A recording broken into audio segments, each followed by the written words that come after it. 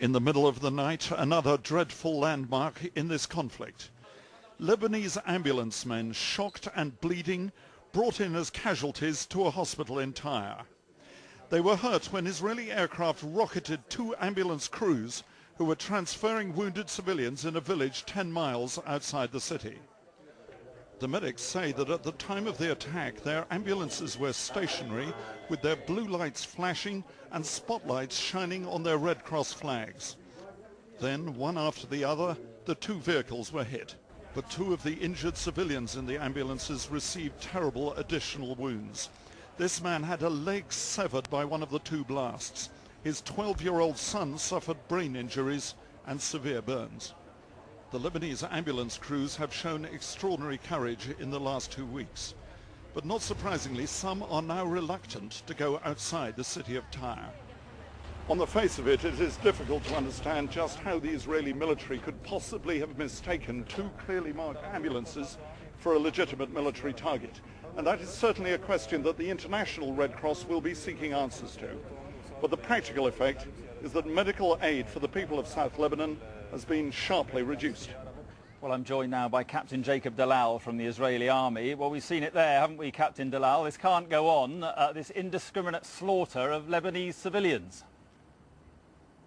We have nothing against the Lebanese civilians. We never intentionally target civilians, and certainly not ambulances or aid workers. But there's a context for all this. With the greatest respect, we're talking about the Israeli Army. Do you accept that hitting a Red Cross ambulance and a convoy of civilians fleeing are acts that are flagrant breaches of the rules of war?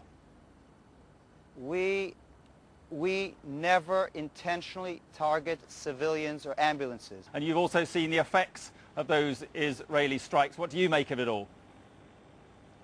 Well, I can tell you that just a few moments ago I actually saw an amateur video taken by a member of the ambulance service, a video which ITV News viewers will be seeing later tonight, of the effects of the Israeli strike on those two ambulances. And from a quick glance at it, it's just arrived. I would say that those ambulances were strafed from the air by helicopter fire, possibly some sort of machine gun or cannon fire which punched holes in the roof. And as I said in my report, severed the leg of one of the civilian victims. As new pictures emerged tonight of the moment the convoy was attacked, the UN tells ITV News that Israel is breaking the rules of war. But the air attack on two Red Cross ambulances has increased the controversy surrounding the Israeli assault on Lebanon. We never intentionally target civilians or ambulances. The ambulances were hit at around midnight last night as their crews transferred wounded civilians from one vehicle to another in a village east of Tyre. It's noticeable that one burst of fire struck the exact center of the cross on the roof of one of the ambulances.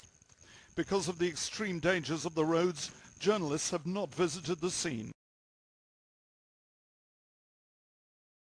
The ambulance crews were eventually rescued by their colleagues. Some were wounded and in shock as they were brought to a hospital in Tyre. They had been forced to take cover in a basement for more than an hour. Well, Israel's enemies are saying attacks like that one are tantamount to war crimes. Now, the United Nations says the country is violating international humanitarian law by using disproportionate force.